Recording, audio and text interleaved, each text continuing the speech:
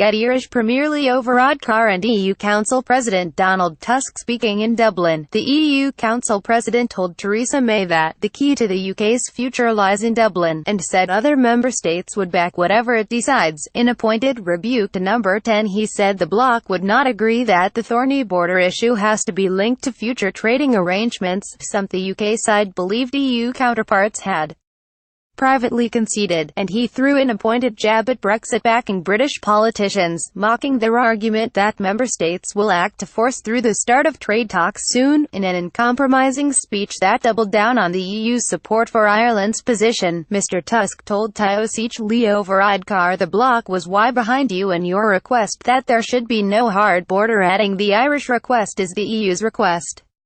He said, the UK's decision to leave the EU has created uncertainty for millions of people in Europe.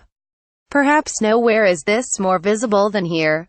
It is the UK that started Brexit, and now it is their responsibility to propose a credible commitment to do what is necessary to avoid a hard border. It is clear that we cannot reach an agreement on every single detail at this stage, especially that the final outcome will be linked to the future relations between the EU as a whole and the UK. As you know, I asked Prime Minister May to put the final offer on the table by the 4th of December so that we can assess whether sufficient progress can be made at the upcoming European Council, and we have agreed today that before proposing guidelines on transition and future relations to the leaders, I will consult the TuskSpeaking if the UK offer is sufficient for the Irish government.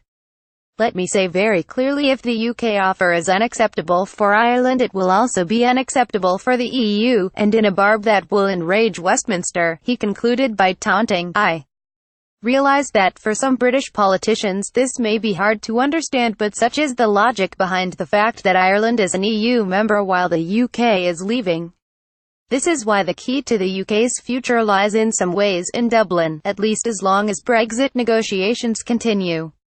If the UK offer is unacceptable for Ireland, it will also be unacceptable for the EU Council President Donald Tusk. Speaking next to him, Mr. Varadkar said he was hopeful that enough progress can be made in the next few days to unlock sufficient progress in December, but warned he is not scared to wield his veto. The Irish Premier said there had been good progress in relation to all three main issues: citizens' rights, the financial settlement, and Ireland, and said he very much hopes that the work that remains to be done can be completed in time, but he also called on Britain to provide a credible plan on how to avoid a hard border, and said it cannot be linked to future relations, hammering the UK with a closely coordinated display of language unity between Dublin and Brussels. He said on the question of the border, as I've said many times, the best and most obvious solution would be for the UK to remain in the customs union and single market, but as the British government has ruled that option out, it must offer credible, concrete and workable solutions that guarantee that there will be no hard border whatever the outcome of the negotiations and whatever the future relationship between the EU and the UK is. The period between now and the European Council in 2 weeks' time will be crucial.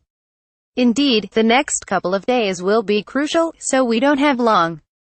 But I believe with the right engagement and political will we can reach an agreement on the way ahead. Wednesday, September 13, 2017, he warned, I'm prepared to continue intensive work with the task force that's negotiating for the EU27 to secure a positive outcome, allowing us to move on to talks about the transition phase and the future relationship between the UK and the EU, which is so important for our trade and economic interests. However, I'm also prepared to stand firm with our partners if needs be if the UK offer falls short on any of those three issues, including the Irish ones. We want to see relations on this island continue to develop peacefully and respectfully, and I know that Prime Minister May shares that commitment, but her government's approach in the negotiations must take account of the complexities presented by their decision to leave the Union. I want to make progress, but I also need to be clear. The EU27 can't declare sufficient progress without firm and acceptable commitments on the border, and that's a position that's shared across the political spectrum in Ireland.